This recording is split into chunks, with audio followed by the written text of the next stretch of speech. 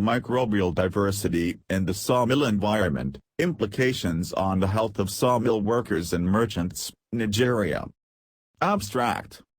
There is an increasingly high suspicion of occupational health diseases amongst workers in sawmill factories. Hence the study aimed to determine the microbial diversity in some sawmill factories in Okada, Edo State, Nigeria to evaluate potential implications of the factory's processing area on the health of the workers and wood merchants.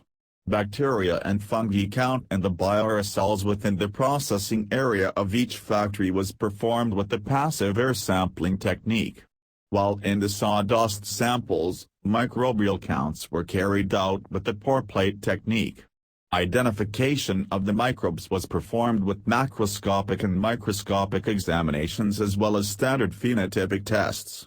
Mean total viable count, TVC, and total fungi count, TFC, of bioaerosols in the air within the processing area of the sawmill factories were found to be greater than 4,162.99 CFU/M3 while mean total coliform count, TCC, was reported as 756.28 CFU/M3.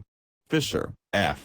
One way and of a test of the TVC and TCC data set of bioaerosols from the 4 sawmill factories indicated no significant difference, P equals 0.77 and 0.83 for TVC and TFC respectively, in the mean TVC and TFC of the bioaerosols.